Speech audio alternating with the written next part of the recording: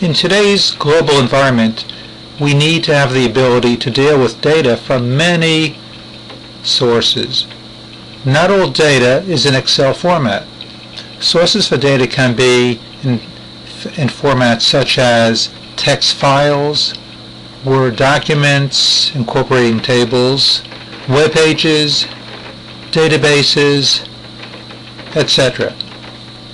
Fortunately, Excel allows us to import data in many shapes and forms. We're going to look at how to bring in the information from these external sources into an Excel worksheet and to be able to analyze it. We will start off first with a text file. A text file, also known as an ASCII file, contains electronic data created with little or no formatting. Commas or tabs often separate fields. Each record is on a separate line. An example appears, which we looked at prior, where we have students, the names, the exams, 5 exams that they took in a course, the status, whether they are full-time or part-time, and the gender, male or female.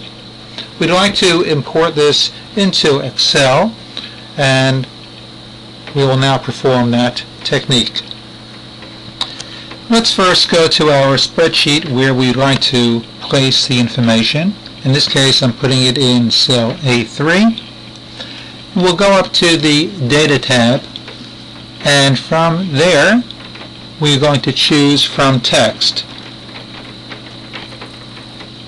We have to locate the text. In this case it's called names, and we now have a screen which asks us what type of data this is, whether it's delimited or fixed width. A delimited file contains data fields separated by a character such as a comma.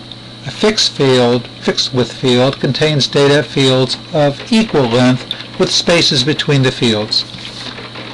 I can't say always it'll be delimited, but very often it is delimited, so I'm going to leave it as such. I will go to Next. Excel indicates how the data is going to appear if I don't do anything else with it. The data is separated by tabs. I'm going to go to Next, and it shows me the actual data, how it's separated. If I want it to be first name and last name as such, I'll leave it. And for now, it doesn't make a difference. I'll go to Finish, and the last thing is where I want the data to be, and I did choose cell A3. I'll click on OK, and there is my result. As you can see, each item has a separate cell, and if we decide later that we'd like the name, for example Alan Jones, to be in its separate cell for first and for second, we learned how to do that by changing, if you recall, text into columns. I will not do it now, but this can be referred to in an earlier module. We are now going to import data from an Access database. The first thing we're going to do is make use of a query that has been created for us in the Access table. Now a query is a way to qualify the data to import by specifying a matching condition or asking a question of a database. For example, if we have an Access database consisting of the grades of our students, a query might be list all the students who received a grade of 65 or more, or list those students who received a failing grade. This represents a query. We will import this query into an Excel spreadsheet, but when it gets imported, it's going to be in a condition of a table. Now, we probably do not want a table format, so what we need to do is change the format of the table to what's called a range, and at that point the cells can be reformatted any way we wish. So let's see how this is going to work. Let's begin. I will first put the cursor in the location in Excel where I'd like to import the data from the Access database. We then go to Data, and we're going to choose from Access. Now we have to locate where it is. Let's choose one of the files that is already there, and we'll click OK, and I'll click OK, and now I have to decide which query am I going to bring in. This has already been created. I'll click on OK, and where do I want it to be? As I indicated, we'll put it in cell D6 area, starting from there. Click on OK, and that is it. Now this is in the form of a table, and we need to change it from table format to a format that we can manipulate. So to do that, we're going to click in a cell, in this case cell D6.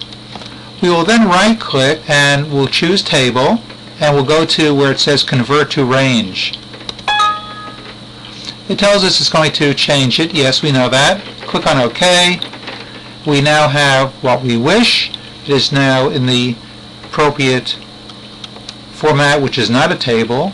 And if we wish, we can easily get rid of information that we don't want, or we can change it so it fits appropriately into the columns that we wish, and we can change the titles very simply as well. At times we need to import some information from Word and put it into a Excel spreadsheet. It may seem very simple, and it's pretty straightforward, but we have to be careful how we bring it in. And let's demonstrate with the following. Let's assume we'd like to bring in one or two of these paragraphs into Excel. So I can try to highlight the beginning. I highlight it, and then I can go to the copy button on top, and that will bring it into the clipboard. And if I would like to now paste it in here, let's see what happens. I go to paste, and I click on paste. You see that it is all stretched out.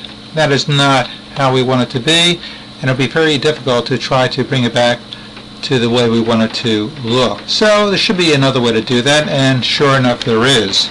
And let's take a look at that. We would proceed the same way by going back to our Word document and copying the paragraph, whatever else we wanted to be copied. And now we go into our paste section, but this time we click paste special. Now we have a choice, but what we could do to make things simpler is to paste this as a Word document object, and when I click on OK, in this case, it now comes in as an object all together, and I can now use this as part of my Excel document. However, now when I want to print this out, let's take a look what may happen. If I go to print and print preview, you'll notice that I will not get the whole paragraph. So I have to do a little bit of manipulation. Close this out, and I'll have to bring it over so that first of all it'll have the whole section that I want, but also I will reduce it, so to speak, as you can see.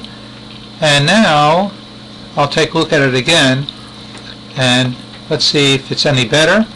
We can go to the print preview, and that seems to be fine, the way you want it to look. Let's close that out.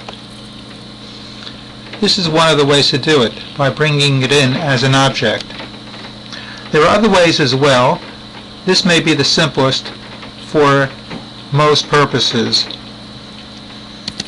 Just to mention another way, if our Word document had a table and we wanted to bring it in, we could bring it in a similar manner.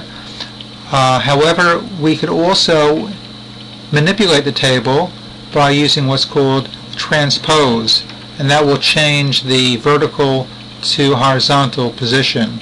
But we're not going to do it here. You may want to take a look at that on your own if you do have such a situation that may come up. There are other things we can import as well, like web pages or XML.